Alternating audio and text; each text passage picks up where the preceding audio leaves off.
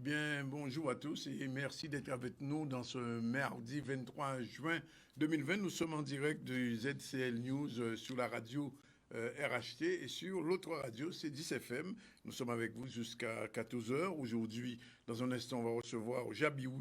Jabiou, c'est un journaliste blogueur de Saint-Martin. Avec lui, on fait un peu sa vision de Saint-Martin. Plus tard, nous allons recevoir Catherine Cadrou, elle est directrice générale de la Rock Beach. Vous savez que les hôtels de la Guadeloupe sont en problème en ce moment depuis la pandémie. Et puis, en fin d'édition, Katia Ferbila, elle a sorti cet ouvrage de l'esclavage à 1910, la femme noire guadeloupéenne ou la reconstruction de soi important. Sinon, l'actualité, ce sera la semaine caribéenne de dépistage du VIH, la conférence hier du CTIG qui essaie de relancer le tourisme guadeloupéen et puis la réaction de Domota sur l'esclavage reconnu comme crime contre l'humanité, puisque vous savez que Madame Pio Bacas a fait, on va dire, un bug en refusant de voter à l'Europe exactement il faut dire, on a voté sur l'esclavage et elle a refusé d'admettre cela. Voilà un peu globalement notre sommaire aujourd'hui. Merci d'être avec nous. On va tout de suite partir à Saint-Martin avec Jabiou. Jabiou, bonjour. Bonjour Danick, je dois d'abord vous transmettre le salut de Florent de SXM Info. C'est un ami, effectivement. Merci. Je vois que les amis de Saint-Martin restent, comme on dit, toujours des amis. Alors, Jabiou, on vous interviewe aujourd'hui, Saint-Martin, parce qu'on a eu toute une série de personnes les jours derniers sur Saint-Martin, et c'est bien d'avoir l'œil d'un journaliste qui, depuis des années, fait un blog. Comment vous voyez le Saint-Martin de l'après-Covid? Je le vois avec un idéal journalistique sur la base de 4 principes. Je travaille en refusant le mensonge, oui, en étant lucide. J'écris sur mon blog et je m'exprime avec ironie. oui. Sans humour, on s'emmerde, excusez-moi du mot. Oui. Et je suis un type obstiné. Tant que j'ai pas la réponse, j'enquête sur le fond. Je travaille pas comme un journaliste au jour le jour. Alors, comment je vois Saint-Martin après Irma, vous m'avez demandé? Oui, Saint-Martin de l'après-Covid, puisque on sait que Saint-Martin est très dépendant du tourisme en général et du touriste américain. Et depuis la pandémie, les touristes américains sont plutôt rares. Et ce que j'ai entendu à plusieurs reprises, j'ai interviewé plusieurs Saint-Martinois des responsables qui disaient qu'il fallait revoir un peu ce tourisme à la mode américaine. Oui, tout à fait. J'ai sur mon blog mis un entretien avec un sociopro. Oui. Un sociopro, c'est-à-dire quelqu'un qui représente 6 compagnies de croisière, 75 tours opérateurs sur une vingtaine de pays, Nouvelles Frontières, Exotis, Passion des îles, Voyageurs, enfin bref, un grand spécialiste qui accueille à Saint-Martin des touristes qui sont allemands, polonais, français, anglais, italiens, américains bien sûr, des Canadiens. Je ne parle pas des croisiéristes qui arrivent tous du côté de la capitale de l'île, de Philipsbourg, pour les bateaux de croisière, et puis sur l'aéroport international. La partie française a été détruite avec Irma, mais déjà, quand on voit historiquement ce qui s'est passé, oui. Si on ne se prend pas ce recul-là, on ne comprend rien à la dégringolade de notre industrie touristique. Ce n'est pas après ou avant Covid, si je suis aux affaires à la direction de l'Office du tourisme, comme l'est la première vice-présidente, j'ai forcément en tête de là d'où je viens et où j'en suis. Elle vous a dit, je l'ai entendu lors du... oui, d'une interview. Et vous elle vous a dit le nombre de chambres dont disposions. Oui. Bon, c'est un mensonge. Voilà ce qui s'est passé. Tout a changé en 25 ans. L'image que Saint-Martin a auprès des professionnels du tourisme reste finalement celle des années 1990. Une destination 4-5 étoiles avec shopping haut de gamme à Marigot. Aujourd'hui, c'est plus ça du tout. Tout a changé depuis 25 ans. D'abord, évidemment, en industrie, pour les séjours du parc hôtelier sur la partie française, avec les réductions successives au fil des ans, des chambres initiales, rapides, 4 chiffres. 1996, après Louis, 3170 chambres, on passe à 2763 chambres. Oui. En 2000, 2500 chambres d'hôtel. Le taux d'occupation était même faible. Au total, 4000 chambres d'hôtel sont parties en déconfiture ou étaient vendues en chambres séparées. 700 à la Bennetley, 400 perdus ce Marigot, 400 à Montvernon, plus celle de Cul-de-Sac et Lens-Marseille. Avant Irma... Oui, mais alors, comment vous expliquez ce décalage? Ça part le décalage. Comment j'explique le décalage entre ce qu'elle dit, les 1578 chambres, oui. et en réalité, c'est parce que elle ne prend plus en compte l'hôtellerie. Qu'est-ce qui reste dans l'hôtellerie aujourd'hui? Oui. Soyons précis. Il y a la Samana, sur lequel le président Gibbs a fait grand banquet pour inviter ses collègues de la RUP. Mais il y a la Bennetley, il y a le 4 étoiles de Baki Arvia, oui. 180 chambres, 125 € la nuit, et les résidences, une vingtaine de résidences. Il y a la plantation avec 40 chambres, et puis moi je vois rien d'autre. Et comme activité, évidemment, au pied du Puy de Paradis, la loterie farm. Marigot est invendable. Si je suis Trip Advisor, je mets 5 étoiles rouges. La capitale de l'île de Saint-Martin, c'est Philipsburg, et en annexe, c'est Simpson Bay. Voilà la réalité. Bien. Alors, donc, vous voulez dire que quand la frontière était fermée, la partie française ne vivait plus? Mais même quand elle est ouverte, oui, évidemment. Alors, là, ce qui s'est passé, si vous voulez, c'est important parce que il y a eu un embrasement auparavant, oui. en décembre. Si on ne parle pas de Saint-Martin, l'île au manteau partagé, c'est comme ça qu'on dit. Oui. Permettez-moi d'avoir une approche purement sociologique, c'est l'île au manteau déchiré. La fragmentation sociale est telle qu'au point fort des fêtes de fin d'année, il y a eu un embrasement. Oui.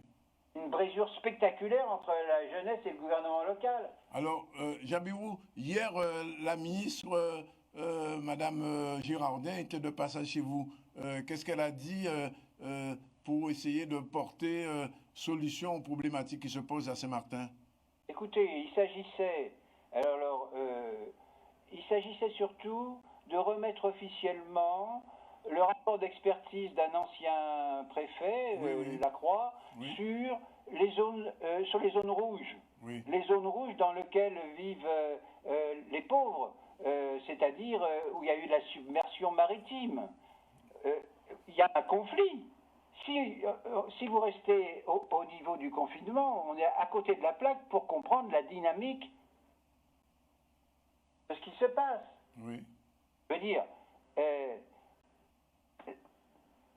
à Noël, Gibbs nous dit il n'y aura pas de guirlande. J'ai oublié de faire les commandes à notre service, enfin je ne sais pas, de toute façon il était ailleurs. Il n'y a pas de guirlande.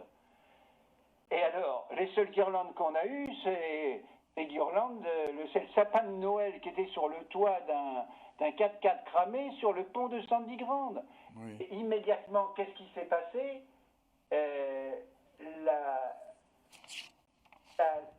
L'Office du tourisme la présidente a communiqué au Deutsche en disant les croisiéristes ne peuvent plus venir en partie française, c'est pas sécurisé. C'est-à-dire que les croisiéristes qui étaient là à la fin de l'année, du fait de ce soulèvement, de plein fouet, Gibbs a pris finalement dans sa communication. Je ne sais jamais quand il parle de la com s'il s'agit de sa communication ou de la collectivité d'outre-mer. Oui. Il s'est autoproclamé phénix. Oui. C'est un pan déplumé, mais ce n'est pas un phénix. Alors, la préfète lui a dit, et in the box, comme la VIP dit, pensez in the box et out the box. Bon, moi je pense global et j'agis local, mais le local in the box, on l'a pris de plein fouet, cette particule élémentaire, cette piqûre de rappel préfectoral qui lui dit mais alors, votre champ de compétences gravitationnelles en matière de voirie et circulation routière sur le territoire, c'est votre job. Eh bien, cette mise en demeure elle n'a pas fonctionné. Les carcasses sont restées, que ce soit à Quartier d'Orléans et à Sandy Grande, on ne pouvait plus circuler. Les gens qui venaient de la Bénéplé, au-delà de Sandy Grande et les terres basses, étaient obligés de contourner pour le réveillon. Et obligés de contourner pour arriver, pour passer par le Dotside. Et pendant ce temps-là, qu'est-ce qu'il a fait, Gibbs? Il a dit, j'envoie ma police. Elle n'est jamais venue. Ce sont les gars du quartier de Sandy Grande qui ont fait le réglage du flux des circulations. Mais alors, est-ce que J'avais mis des photos dans l'envoi. Est-ce que vous pouvez les passer? Voilà. Oui. Mais est-ce que... Ici, voilà ce qu'on a vécu à Noël. Vous voyez, on n'est pas on n'est pas dans un film. On est dans la réalité. Mais alors, de votre point de vue, Jabou, qu'est-ce qu'il faudrait pour améliorer la vie quotidienne à Saint-Martin? Ah ben, faire en sorte... Alors, la vie quotidienne, elle est très agréable. Moi, j'habite à Saint-Martin. Pour rien au monde, je retournerai dans les grandes villes. Oui. On a l'air pur. Et puis surtout, au sein de ce petit confetti, on n'est pas très nombreux, on se connaît. On s'apprécie, on se dit bonjour voisin. Oui. Mais à partir du moment où il y a une fragmentation sociale, si politiquement on ne s'occupe pas de ça, on fait quoi? Oui. Alors, comment résoudre les problématiques qui se posent de votre point de vue? Vous êtes un observateur de Saint-Martin dans votre blog, vous chroniquez pratiquement tous les jours. Non. J'ai commencé à chroniquer, Oui. j'allais dire chroniquer, en 2006, excusez-moi. Oui, mais ça fait quand même 14 ans quand même. Hein? Et j'étais le premier à le faire sur l'île en 2006 en utilisant le blog du journal Le Monde. Oui, tout à fait. Parce qu'on avait une attaque du Front National sous prétexte qu'un motard avait renversé un gendarme sur une ligne droite. Oui. Et le seul moyen que j'ai trouvé pour faire valoir la réalité locale, ça a été d'utiliser le blog du journal Le Monde, et c'était pas à cette époque-là le niveau des réseaux sociaux, Facebook et compagnie. Oui. Les commentaires, c'était pas des petites pastilles avec I like you. Il y avait vraiment un débat de fond. Oui, mais Jabou, excusez-moi, mais la problématique majeure de Saint-Martin aujourd'hui, c'est la relance économique au niveau du tourisme, parce que les taxis ont des difficultés, les restaurateurs ont des difficultés, les hôteliers ont des difficultés. Comment vous voyez un petit peu cette relance économique? Qu'est-ce qu'il faudrait? Eh bien, à mon avis, ce qu'il faut, c'est penser in the box. Oui. Bien. Comment vendre cette destination avec son French touch? Oui. Alors, comment? Ce que je préconise personnellement, oui, c'est uniquement sur le plan touristique. Il faut que notre French side soit, entre guillemets, vendable et qu'on ne fasse pas un faux rêve, qu'on ne fasse pas rêver avec nos vidéos, la beauté des choses. C'est complètement faux. Alors, je préconise, et ça commence à venir, oui, de considérer le territoire du Frenchside, avec sa French Caribbean culture, comme une ZAD, une zone artistique à déployer. Oui. D'abord, on a une signalétique. Je vous avais transmis une photo là-dessus. Oui, on a vu l'image tout à l'heure. Ah, ok, d'accord. Oui. Bon, je n'ai pas la télévision. Bon, la signalétique Xavéry, c'est invraisemblable. Ce dont on a besoin si on veut déployer une zone artistique, c'est faire en sorte que cette signalétique marche. Et puis, de surcroît, oui, ça commence à venir. Le premier à avoir fait ça, c'est mon ami Baki Arbia à l'hôtel Hommage, avec un mur donnant sur la route, aux terres basses, à la Bénétlé, avec 22 panneaux magnifiques d'artistes de divers endroits. Et à l'intérieur, c'est le seul qui tienne la route, il n'y a pas d'autre hôtel. Et il me dit, alors que son hôtel est nickel, magnifique, avec les fleurs, etc., il me dit, on est au fond du trou. Il ne parlait pas de lui, il est seul. Mais alors, l'autre... Alors, on peut dire, il y a effectivement des guest house, On peut dire, il y a des villas louées dans le secteur privé, on peut compter tout ça, les bed and breakfast, je veux bien, mais on se ment à soi-même. On fait un double bind, comme on dit en psychosociologie. C'est-à-dire qu'on croit ce qu'on dit. Alors, Et en réalité, il n'y a rien à prendre aujourd'hui sur le Frenchside du point de vue touristique, j'espère oui. que la reconstruction viendra plus ou moins lentement. Alors, vous êtes en train de nous dire que le tourisme tel qu'il a été pensé depuis quelques années, des décennies à Saint-Martin, il faudrait le revoir totalement, c'est ça? C'est pas qu'il faut le revoir, il faut voir avec ce qu'on a. Et à mon avis, la force de Saint-Martin, c'est de déterminer si on veut continuer à avoir le flux des croisiéristes ou si on veut attirer avec un type de contact différent, comme il existe encore à Anguilla, etc. Moi, j'ai connu le temps où il y avait les musiciens qui étaient dans les lolos et où on jouait. Le centre-ville, Parigot, sous prétexte de développement durable, en attendant qu'on ait refait les travaux depuis Irma, on a ce qu'on appelle, ce que les Saint-Martinois appellent des marshals, c'est-à-dire des boîtes à sardines noires en béton, en aluminium, qui sont face au front de mer et sur laquelle on a dit des lolos de la gare maritime, ils vont vivre là-dedans. Et la VIP, première présidente, qu'est-ce qu'elle dit, le responsable de l'office du tourisme? Elle dit, ils feront leur cuisine chez eux et puis les gens en porteront. Mais on rêve, quoi. On rêve d'être gouverné par des gens qui sont, et c'est notamment cette première vice-présidente, incapables. La culture. Parlons de la culture. Oui. Il y a une médiathèque, j'habite Concordia. Il y a une médiathèque qui avait été inaugurée par Lurel oui, elle est très belle d'ailleurs. Hein. Magnifique, magnifique. Magnifique. Vous verrez aujourd'hui, camarades, la RS qui passe pour voir s'il n'y a pas la dingue qui se propage. C'est-à-dire qu'ils n'ont rien fait, ils n'ont pas protégé le haut du toit sur lequel, avec Florent de SXM Info, qui fait du drone, on avait photographié le toit. Enfin, non, pas photographié, vu de haut. Mais tout s'est répandu, tout est bousillé. C'est un vrai scandale. Un vrai scandale, elle est responsable de la culture. Et parlons pas des conseils de quartier. Alors, une question un petit peu plus politique. Tête ensemble avec Saint-Martin unis, est-ce que ça fonctionne avec les Saint-Martinois? Les Saint-Martinois, si vous voulez les écouter, il faut écouter la radio. Oui. Laquelle? Celle de Billy D, le frère de Jean-Luc Hamlet. Oui. Bon, qu'est-ce que pensent les Saint-Martinois? J'ai rencontré Albert Fleming récemment. Oui. C'était son poulain.